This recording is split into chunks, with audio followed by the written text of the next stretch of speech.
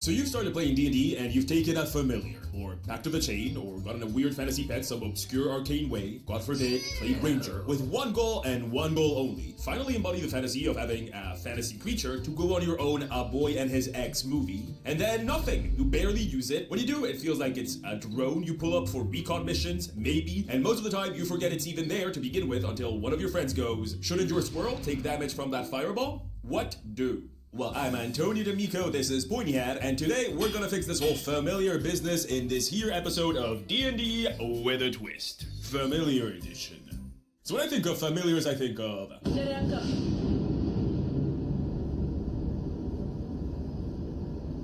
Familiars are for aunts that forward you cat videos once a month as their only form of communication, and girls that went to the library to read books about horses, instead of hanging out with the other kids during recess. A familiar in D&D is basically a spirit. Don't ask what exactly is a spirit, the game is extremely vague about this. It's a spirit that has been summoned and shaped in the form of an animal. Why? Because people want familiars. I think the fantasy of having an animal companion of some sort is amongst the most popular ever, so it's wild that 99% of the time, familiars have absolutely no impact on the plot, and barely if ever actually manage to capture the fantasy that they're supposed to capture. Familiars in the game end up being a utility tool only and exclusive, something that you pull up whenever you actually remember them. If you remember them. And if you have a rogue or a ranger or another scouting class, this is basically never, because you're not gonna let your weasel steal the thunder of another player. They rarely get to feel like companions that are along for this journey of yours, and they affect the plot in no meaningful way. Ranger companions end up feeling very much the same, with the added problem of being a problem. Going to fancy Mac Rich Noble's house for a fancy Mac Moneybags party? Well, you're not gonna bring your 600-pound bear along for the ride, and what then? What happens if a fight breaks out? You get no subclass? Pets, on the other hand, are like familiars but without the utility, which means they come up even less. After going through 2 wars, a battle against mermaid pirates, and a chasing through the lava chamber of a volcano, and a trip to the astral plane, you'll suddenly remember that Buttons, your pet weasel, has been along for all of this the whole time, apparently, and nobody has ever mentioned feeding him. And then the jokes about animal cruelty start rolling in. Stop it, he's alive! Stop it, it's not canon, he's alive, stop it! So, as I asked before, what do? Well, I'm gonna concentrate on familiars for this video because I have some expertise on them, and they're the most readily available of the bunch. Not everyone is a ranger, thankfully, and pets are very much not a necessity at all, but I think that the advice here can help with both of those. So, what do I propose? Well, I'm trying to cater and fulfill that fantasy. You know the one, the fantasy pet one. The wizard reading a dusty tome with a cat crawling on his lap. The sorceress welcoming the party through her familiar snake and speaking through it. The mage that fights alongside their magical animal. The whole journey with a magical beast. That's the fantasy. Of course, if you don't want to play this fantasy, this isn't for you, but I can assure something else in this video will be, so stick around. Anyway, why is that? Why is this fantasy rarely satiated in the Dragon game? Well, I think we're so quick to forget about our weird animal companions because they have basically no effect on the plot. On the whole world, even. Okay, imagine for a second that we lived in a world where a barely competent caster, and I do mean barely competent, Find Familiar is a level 1 spell, could summon an animal friend that could do their bidding and change shape on occasion. Do you realize how much that would change the world? I mean, His Dark Materials, anyone? That's an entire series based on the concept of people having basically what would be familiars in D&D. Familiars should have an effect on the world, or rather, they can if you and your DM work together to make this little fantasy of yours a reality. And if you, as the DM, want them to be. But don't worry, I'm not gonna tell you to talk to your DM and leave it at that. I mean, do that, 100% do that. Tell them that this is what you want, but I'm gonna do more than that. 3 things to be exact. This is one of the most comprehensive twists on this channel. Get ready. And that's why I think that all of you that don't care about this familiar business will find something interesting, along with some other things in this video. So, what are those 3 things I'm proposing? Well, if we want familiars to not be forgotten by the plot and the narrative and the players, we gotta hit up things for players to use and for DMs to use. So how about, I don't know, a species, a monster, and a whole subclass based on this concept? That should cover our bases, right? That way, familiars feel like an actual thing that actually exists in this made-up fantasy world. Alright, let's get to it. Species. Okay, time out. Isn't it insane that we don't get to just play an animal in D&D? No, not like a furry humanoid thing. No, an actual animal. Just a goose with a sword. Talking animals are such a fantasy staple. They're like the first form of fantasy, probably. I don't know, I'm not a scientist, but Aesop fables? We've gotten so many weirdo species, and not yet the possibility to just play a cat that casts spells doing somatic components with her tail, or a dog with a sword in its mouth. And what better way to do that than with familiars? Oh, speaking of... Human familiar. my time to shine. So yeah, to me a familiar species must embody the body-changing aspect of familiars. But how do we account with all the possible shapes a familiar can take? Do we give you 10,000 stat blocks like the druid? No, instead imagine a table of traits like flying speed, swimming speed, burrowing speed, keen senses, and then imagine a pool of points that you can spend to take some of those traits until you exhaust your pool. And then once you have selected all of your possible options, you decide what animal sort of embodies all of that. Pick a flying speed and keen senses, maybe you're an eagle. Pick a flying speed and a swimming speed, maybe you're a cormorant. Do you guys know what that bird is? I know from Pokemon. Pick dark vision and burrowing speed, maybe you're a badger. Don't sing the song. Don't sing the song. You interact with weapons and equipment when your own anatomy allows it with your own body, but when it doesn't, that's when your inherent magic as a familiar comes in handy. Literally handy. Like imagine this. You swing your sword with your mouth, Zora Ronoa style, when you're in dog form, but while in goose form, it floats around you because you're holding it with a custom version of Mage Hands only available to awakened familiars. That's pretty good. Human familiar, you are dismissed. Something tells me you're not done with me yet. Think about it. Think about the most important part. Imagine the little outfits that you can put on your character with this. And magic armor already is said to adapt to the shape of the wearer. Why can't it adapt to the shape of a naked mole rat? If you wanted to, that's pretty sick. What's important about having a species option to solve our familiar problem is what it unlocks for both players and DMs. Yes, it's sick that you can finally play just an animal, but also, you as a DM can now make NPCs that are or used to be familiars. So how about we put that to the test? Let's make a PC backstory around this whole awakened familiar species. There have been rumors that Igor was the wizard and not the Enhancing familiar the familiar for would be centuries. nice, but I don't think This you was not necessarily true, want of course, to but the introduce Lady you Fi and play enjoyed one. keeping the mystery alive. Despite her immeasurable There's a game power for and that a that actually allows known you lifespan, to her age start was off catching up to her, with which meant that Igor was players sent are all out in captured, more and more and errands their for her. familiars Igor are would attend conferences at the required Academia to of the go Arcane for try her, to the rescue old them. gnome archwizard seeing And through the his players eyes play the and familiars speaking until through they them rescue their instead of being present party in members. body. Igor would meet with dignitaries and politicians that requested the help of the Lady Fi. Igor would even train most disciples of the Archwizard, having become intimately familiar with the Lady Fi's particular way of casting magic. If Lady Fi ever stepped foot out of her wizard tower, she did so always with Igor by her side. Which was why Igor found it so perplexing when the Archwizard leaned down to meet him at eye level, handed him her sword cane that she still used from her blade singing days, and told him that she was going on a trip and she would be back soon. And so, ever eager to please, Igor waited like he was instructed to at the tower. It was a tower only in name, as Lady Fi couldn't do stairs at her age, so her living quarters were only 1 story tall. The other buildings were libraries, tea rooms, and even living quarters for servants, pupils, and visitors to the tower, making it more of a compound located in a remote location away from the constant conflict of the world of men. In time, those that call the tower their home started to notice the old Archwizard's absence, and they also noticed the familiar waiting day in and day out by the planar gate at the center of the tower for his master to come back home. Igor never wavered and started to tend to all the matters of the tower from his post next to the planar gate. He imparted his lessons to pupils outside by the gate so as to avoid not being there when his master finally returned. A month passed, then 2, then 3, and then a year, and Igor became a fixture of the tower even more than he previously was. One of the statues of the garden, ever present by the gate, only moving when it was time for a lesson or to welcome a visitor to the tower. And it was one of these visitors that broke the news to Igor. A stoic general dressed in ceremonial uniform that had never seen combat, holding a pointed hat Igor recognized. A hat that had seen combat. The whispers of war had reached the remote tower, but no one could have guessed that's where the Lady Fi had been all this time. No one, including Igor, her trusty familiar. She had been summoned by the king as one of the royal mages of the Academy of the Arcane to participate in a couple of skirmishes. But those skirmishes turned into combat missions, and combat missions turned into all-out war. She danced as a blade singer once more, and just a week ago, she died like one. The Lady Fi was gone, and so Igor's watch over the planar portal had ended. Or one would think. Igor took the blade staff he had been given by his archwizard before she left, and her hat that the general had brought with him along with the news of her death, and he left the tower.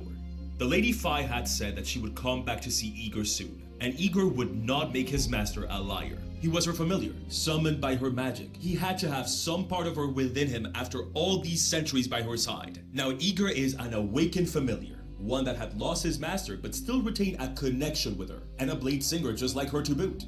Igor travels the world to find a way to use the very magic that makes him a familiar to bring his master back. And if this entails giving up his own existence, Igor will be eager to do it. Putting Hachiko in D&D? Magical airbud with a tragic past? I mean, who could possibly have a problem with that? A monster, no doubt. Dogs are one of my hyperfixations. I just love dogs a whole lot. I have read entire books on dog psychology. I am the furthest thing from a cat person. Dog person for life. Dog a hat for life, I guess. So this was bound to happen on this channel. But think of the possibilities of the awakened familiar for both PCs and NPCs. An awakened familiar shopkeep that changes animal shape every time the PCs come to visit them. Who is the master behind the familiar? Or how about a familiar that becomes awakened after rebelling against their cruel master? Okay, so that's the species. How about we move on to subclasses? And what could possibly be a better way to give familiars more of a weight in the game and finally embody that fantasy of magical pet that can actually fight alongside you? Let's go. Subclass. In D&D, we have a concept I like to call the Ranger subclass. A subclass for Rangers? No! A subclass that feels adjacent to the Ranger because it's about having some sort of companion. The Battlesmith for Artificers with their big companion robot is a good example of this. So, doesn't the Wizard feel like a shoe-in for this concept? Why should the Warlock get to have all the fun? The Wizard is the class I think of when I think familiar. So how about we use it to embody that caster fighting alongside their companion fantasy, but in a more magical way? How about a school of magic adjacent to conjuration that specializes in the study and summoning of animals? Besides, how cool is the implication of there being wizards that specialize in familiar summoning, customizing their familiar? It's sick. In terms of abilities, oh, that's a lot of work, isn't it? Oh, let's use that again. Human familiar, get us started with what this subclass can do. Human familiar. I knew it. Okay, what if this subclass takes stuff from Pact of the Chain, but also goes in a completely different direction? What if this is a way for the wizard to have some sort of frontline capabilities? Which, as we know, the wizard lacks in severely. They come in with a defender, a companion. It's exactly what we want out of the My Fantasy Pet Fantasy. I'm also immediately thinking of familiars as in, wait for it, an arcane focus. They are the way you cast spells, which means you can cast through your familiar, like a warlock would, but you can also store spells for later use inside of your familiar. And not only that, what if you could use spell slots to empower it in combat, to make it even better at fighting at your side? And hear me out, what if you have some sort of ultimate ability that turns your familiar massive? Yes, tactical combat wizard cat. In combat! Okay, that's plenty. Thank you, human familiar. I don't think you're done with me. Again, we have a pretty good start. But if this is part of our fix for the whole familiars are constantly forgotten in the game, it should be easy to build a character around them that puts the wizard and the familiar front and center, right? Let's put that to the test. The Archconjurer Carmilla V of House Pentagar had taken many pupils in her time, and she had it down to a science at this point. Start with familiar care, progress into basic conjuration, and then go on from there. Turso, her latest apprentice, had not gotten past familiar care when Carmilla's life was ended by one of the Archconjurer's many enemies. Turso, seeing both his education and his master's life cut short before he could learn anything of value, does something drastic at that point. He's not even sure himself if he does this out of some strange frustration with his master for dying on him like this, or to feel like all this time studying how to get familiar dropping stains out of his robes was worth it. But Turso decides to take a gecko familiar he was tending to when he got the news about his master, and he leaves the tower. Except this is not just a gecko familiar. The Pentagar family are a dragon hunting family. And so Carmilla specializes in raising the most complex type of familiar in order to hunt dragons effectively. Dragons themselves. But raising a dragon of your own is an impossibility. Unless you raise another creature into a dragon. That's what Turso was taking care of all this time. The gecko was a familiar that would one day turn into a dragon. A fledgling familiar for a fledgling wizard. On top of that, the gecko can talk, and it's extremely upset that the Archconjurer that promised it that it would one day become a dragon is now dead. So the pupil and the familiar decide to make a deal. As Carmilla's familiar, the gecko knows her spells and her techniques, so the familiar will bond itself to Turso and become both his familiar and his new master, teaching the young mage the art of familiar raising so that one day Turso can fulfill his old master's promise to the familiar. Together, they now roam the land. Turso has managed to learn how to empower the gecko, which he named Carmilla in honor of the deceased Archconjurer. And when they fight, Turso empowers Carmilla, making the familiar grow and resemble more and more the dragon that she is supposed to one day become. How to train your dragon in D&D. A familiar teaching the wizard to become a wizard. A familiar that would one day become a dragon. Imagine the banter. Imagine the familiar being this like hard-ass professor to their own wizard. Imagine all that character interaction. Imagine the wizard clapping back. This gives you so much to roleplay. And it gives so much for the DM to play with too. And ensures that your familiar is much more than a drone that you pull out during recon missions or whenever you remember that they are supposed to be there. Okay, that's one species and one subclass. How about we go for 3? Let's move on to monster. Okay, so what is a monster familiar? If this is a branch of magic that is studied and practiced, doesn't it make sense for it to go wrong? I think it would be quite easy to make a familiar monster that is sort of cutesy, and I do not want to do that. No, I want to go full horror. I want to show you that familiars can be scary. I want whatever magic practitioner created this to fear for their life and be taken by the horror of their own creation. But how? I can think of a couple of ways. No, I don't want you getting any ideas. I'll do the whole thing for this one. Hear me out. What if we use something that is inherent to the familiar and deconstruct it? Bring it to its logical, albeit extreme, conclusion. Shape change. Familiars can change into the shape of other animals, or more specifically, a wizard can decide to change their familiar's shape. The familiar does not get a say in this. What if we made a monster that was all about that? What I'm saying is, what if our familiar was less big scary animal that could not scare anyone and more the alien from It, a shape changer in the worst sense of the word? That sounds like a fun thing to put in your games. Let's make it. Reports of the creation of an unfamiliar are few and far between, but they are all marked by tragedy. The precise process to create an unfamiliar is not known, but arcanists have gleaned common links between the different instances in which one of these abominations is born. Some unfamiliars are born at the time of familiar summoning, interruption of the casting ritual, faulty or corrupted materials being used during the casting process, or even the interference of another arcanist with ill intent have been cited as reasons for these beings to arise instead of the helpful familiar. But more commonly, and more upsettingly, it's often cited that mistreatment or neglect of a familiar by its master has led to the birth of an unfamiliar. Wizards leaving their companions alone in a pocket dimension for inordinately long periods of time find that they have summoned an unfamiliar instead of their helper when they finally call upon them. Cases of familiars that do not wish to take specific animal forms being repeatedly forced to do so become unfamiliars during the shape-changing process. Spirits that never wish to become familiars being forcefully summoned from their home planes and forced into the role of familiars have been known to also turn into these monsters. There's even a case of a warlock using his own familiar in illegal fighting matches, seeing what was supposed to be his helper turn into this monster, and, what's worse, keeping the unfamiliar as it was for its savagery during matches. Cases of wizards creating unfamiliars on purpose for their strength in combat have also been reported, much to the chagrin of the arcane community. Whatever the reason may be for their creation, unfamiliars are extremely dangerous aberrations. Their form is more arcane than physical, their body being almost entirely composed of raw magic, which is what allows the unfamiliar to change its body at will. Unfamiliars manifest body parts of different animals in the blink of an eye according to their needs, sprouting wings 1 second to fly high only to then plunge into a body of water and swim with its newly formed fins. This roiling arcane energy at the heart of the unfamiliar's existence also allows them to cast magic, although they cannot control it. The unfamiliar slings the spells its master knew against its enemies, and most often against its former master. Unfamiliars seem to have a seething hatred for arcane spellcasters, and more particularly, their former masters, or any caster with their own familiar. Spellcasters facing an unfamiliar along with their own familiar report their familiar being particularly shaken by the experience, with some witnessing their familiar struggling to keep its form after seeing the unfamiliar. This possibility that the condition of unfamiliar is a contagious one among familiars, along with the monster's hatred for magic practitioners, makes destroying unfamiliars a priority among spellcasters. But is there a way to heal them of this condition?